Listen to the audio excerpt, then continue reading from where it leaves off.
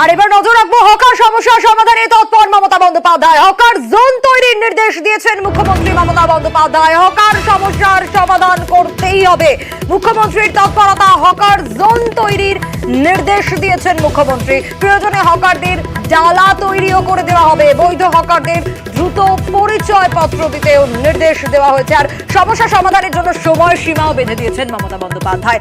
1 মাস, তার মধ্যেই সমাধান করতে হবে। হকার উচ্ছেদ আমার লক্ষ্য নয়। আমরা যেটা বলতে চাই সেটা হচ্ছে একটা সিস্টেমের মধ্যে চলতে। আমরা যেমন বিভিন্ন জায়গায় অনেকগুলো দীঘা, মুকুটমণিপুর থেকে শুরু করে সব হকার স্টল করে দেওয়া হয়েছে। আবার নতুন করে যেন না বসে, এটা ডিএমদের দেখার দায়িত্ব। আর কোনো নেতা যদি করে ইন্ধন, তাকে অ্যারেস্ট করে নেবেন সঙ্গে সঙ্গে, সে যে দলেরই নেতা হোক। কোনো পুলিশ যদি করে না, আমি পুলিশকেও কিন্তু অ্যারেস্ট করিয়ে দেবো। হকার কমিটির যারা আছেন তাদের দেখা উচিত, আমি আমার ব্যবসাটা করব, আমার স্টলটা ভালো করে চলবে, কিন্তু স্টলের পাশে গোডাউন বানিয়ে দেওয়ার কোনো অধিকার আপনার নেই। সে যত বড়ই নেতা হোক, আমি কিন্তু কাউকে ছেড়ে কথা বলছি না।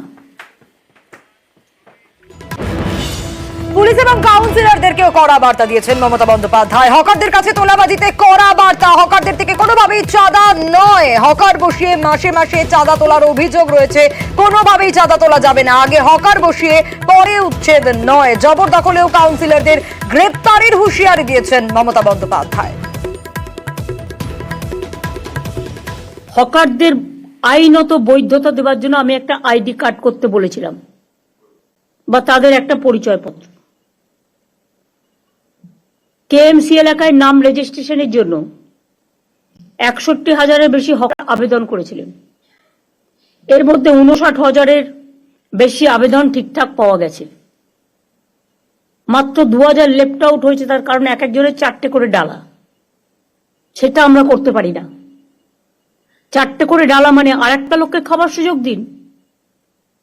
হকার নেতাদের টাকা দিলেই চাঁদা তুলবে আর ইচ্ছা মতো ডালা বসিয়ে দেবে।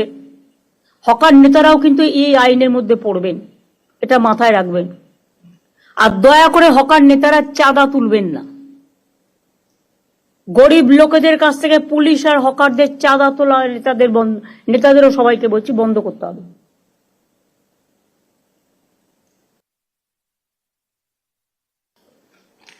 হকার উচ্ছেদ আমার লক্ষ্য নয়।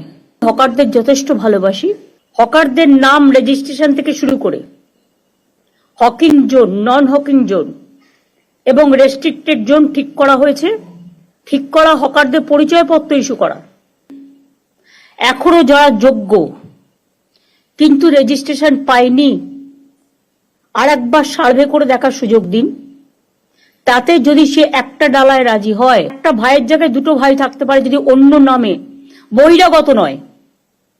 এখানে থাকছে, তার পরিবার আছে, তার অন্য কোনো আর্নিং নেই, তারটা আমি নিশ্চয়ই রিকনসিডার করতে পারি। তাদের জন্য আলাদা জোন করতে হবে। তেমনি স্টলগুলোর যদি এক একটা করে নাম্বার দেওয়া হয়, তাহলে তার যে মেটেরিয়ালটা সে সেখানে রাখুক, তার যখন প্রয়োজন সেখান থেকে নিয়ে আসুক। তাতে দরকার হলে আপনারা একটা বিল্ডিং দিন বা একটা জায়গা দিন।